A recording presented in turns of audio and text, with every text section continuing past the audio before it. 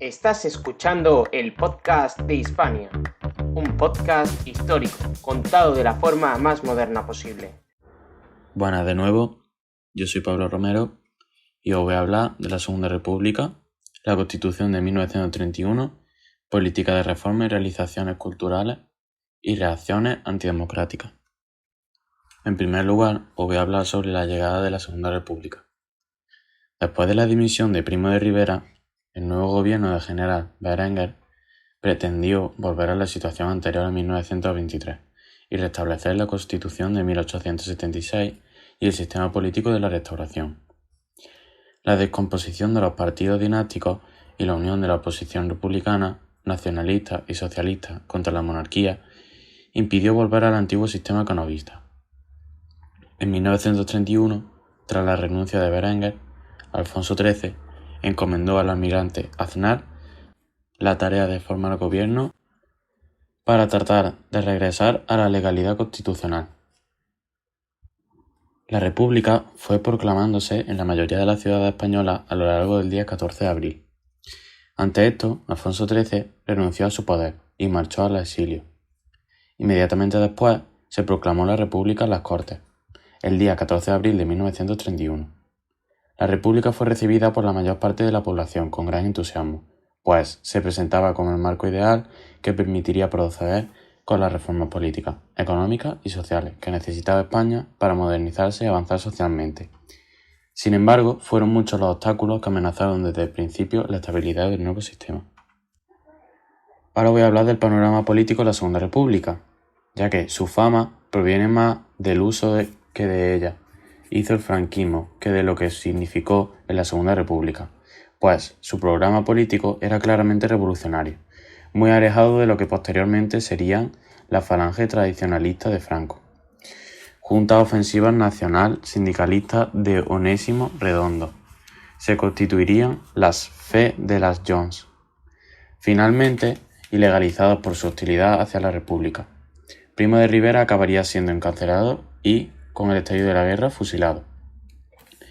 Los dirigentes de RE pertenecían a la aristocracia y a medios financieros, bancarios, industriales y latifundistas. Popular de Gil Robles y derecha regional valenciana de Luis Lucía en octubre de 1932, con la intención de unir fuerzas contra la política de hazaña. La defensa del orden, el temor al movimiento obrero revolucionario y la voluntad de frenar cualquier reforma socioeconómica excesiva profunda eran sus señas ideológicas principales, las del Partido Republicano Radical. La derecha liberal republicana, partido en el que se dieron cita algunos elementos del caciquismo monárquico y abogaba por una república muy moderada, apartada de cualquier intento seriamente renovador. La Acción Republicana, su principal dirigente era Manuel Azaña, alma de la Segunda República, gran intelectual y extraordinario orador. Fue ministro de Guerra en el Gabinete Provisional de 1931, jefe de gobierno entre 1931 y 1933, y posteriormente presidente de la República desde 1936. Acción Republicana recibía el apoyo electoral de las clases medias de las grandes ciudades. En 1934, este partido político y el Partido Radical Socialista se fusionaron formando Izquierda Republicana, fundado por Pablo Iglesias en los últimos años del siglo XIX, de ideología marxista y de enorme peso en la vida republicana. El sindicato, ligado al PSOE, la Unión General de Trabajadores, liderada por Largo Caballero, fue, junto con la anarquista CNT, el más importante de la República. Indiferente a la legalidad democrática republicana y dispuesto siempre a la insurrección revolucionaria y al enfrentamiento contra derechistas y fuerzas de orden público. Liga Catalana era la antigua Liga Regionalista. Fracasó en las elecciones del 31 y se reorganizó en el 32, donde adoptó el nombre de Liga Catalana. Desapareció definitivamente de la escena política republicana tras el fracaso de las elecciones de febrero de 1936. Esquerra Republicana de Cataluña, partido izquierdista y nacionalista exaltado que dominaba la escena política catalana. El ambiente internacional y nacional. Las repercusiones de la crisis internacional. Aunque el inicio de la República coincidió con la gran crisis económica mundial que se había iniciado con el crack de la Bolsa de Nueva York en 1929, la incidencia directa de esta crisis en la economía española fue leve, debido al relativo aislamiento de esta con respecto a los mercados internacionales. La crisis internacional no tuvo, por lo tanto, una incidencia directa sobre la economía española. Los problemas internos. Las dificultades económicas a las que se enfrentó la República tenían también una raíz interna. Por otro lado, se sumaron los problemas derivados de la escasa confianza de empresarios y propietarios agrícolas hacia el nuevo sistema republicano. Algunas medidas adoptadas por la República, como el aumento de los salarios y la reducción de la jornada laboral a 8 horas, aunque supusieron grandes logros sociales, provocaron un descenso en las inversiones empresariales. Os voy a hablar sobre la creación del gobierno. El Comité Revolucionario, surgido a raíz del Pacto de San Sebastián, tomó posesión del gobierno en Madrid, en medio del entusiasmo popular. Inmediatamente después se formó un gobierno provisional de coalición integrado por republicanos, socialistas y nacionalistas. Fuera de esta coalición quedaba la derecha monárquica, el nacionalismo vasco y el obrerismo comunista y anarquista.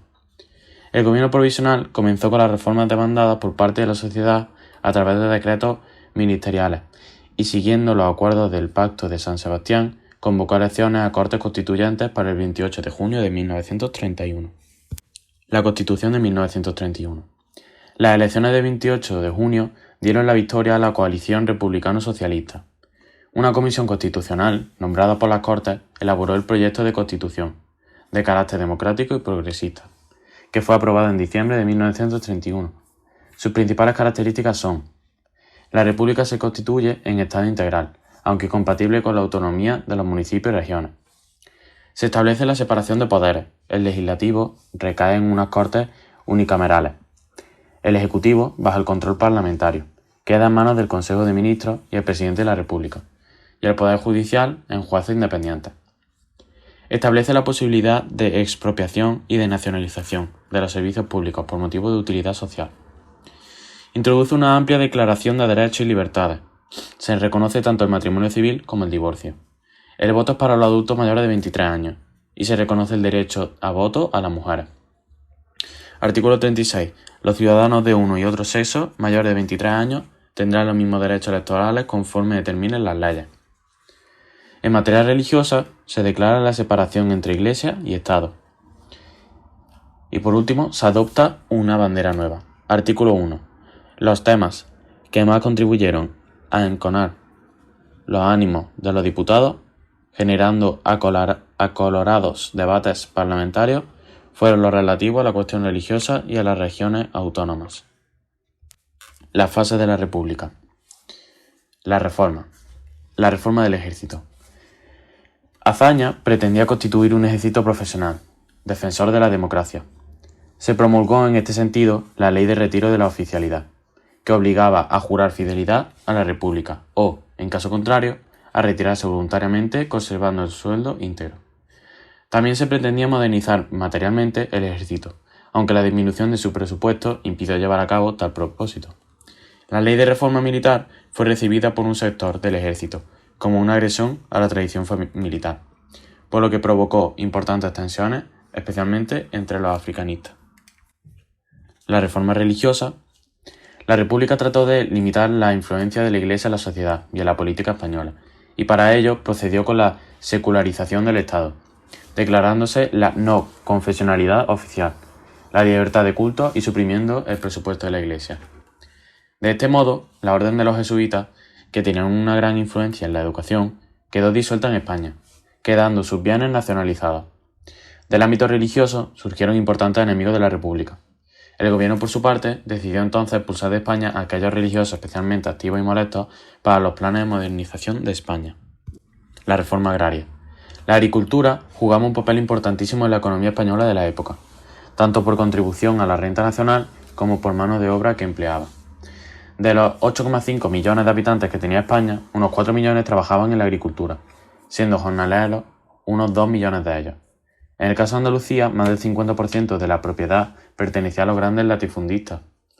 La ley más ambiciosa con la que se pretendía encarar y dar soluciones a los graves problemas del campo fue la de Reforma Agraria de 1932, cuyos objetivos fueron, fundamentalmente, expropiar los grandes latifundios y asentar a los campesinos sin tierra. La reforma del Estado centralista, la autonomía. El gobierno provisional de la República Española reconoció este gobierno autónomo. El Estatuto de Núria fue aprobado en referéndum con un 99% de votos afirmativos.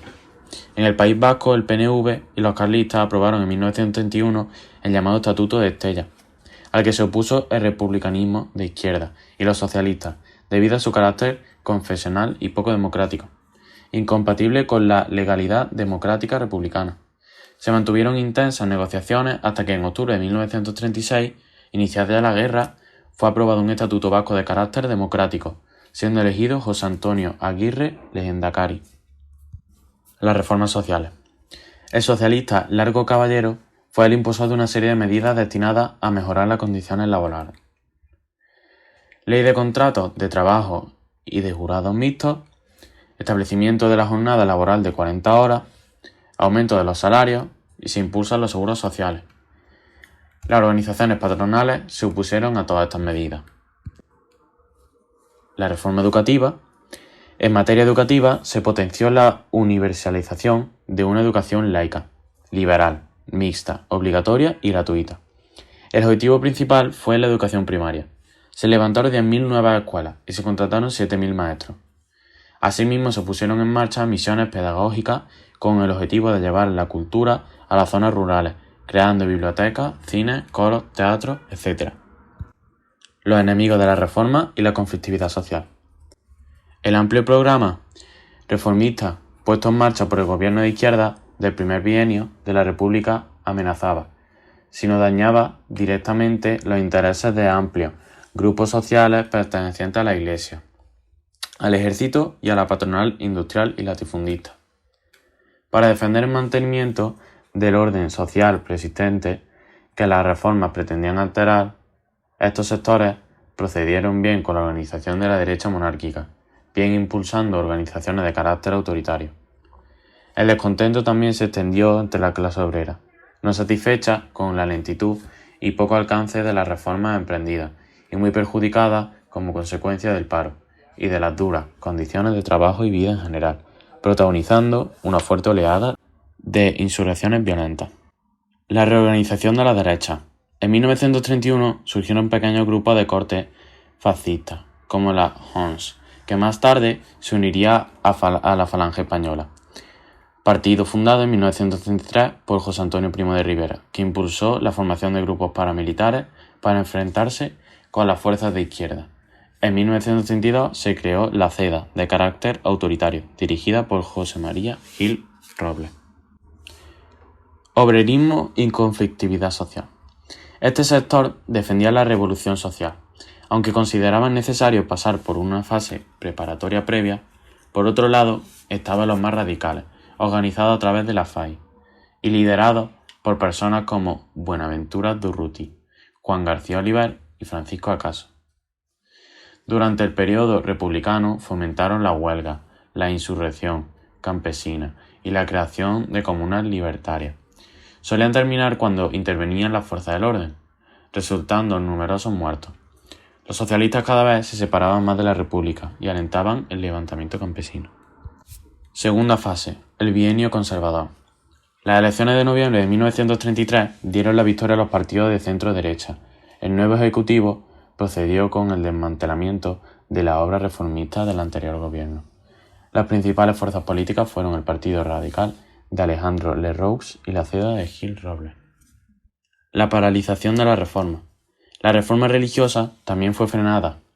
La reforma militar, sin embargo, siguió adelante, al igual que la reforma de la educación, aunque eso sí, conociendo un recorte en el presupuesto disponible. Ante este giro hacia el conservadurismo, la CNT y la UGT respondieron radicalizando sus posturas. Francisco Largo Caballero, líder del sector socialista más radical, propuso la ruptura con la República y con las fuerzas burguesas e iniciar la revolución. Por su parte, Indalecio Prieto, representante del socialismo moderado, defendía la colaboración con los republicanos de izquierda para tratar de estabilizar la República y acometer las necesarias reformas. La Revolución de Octubre de 1934. Ante el aumento de los conflictos, Lerroux accedió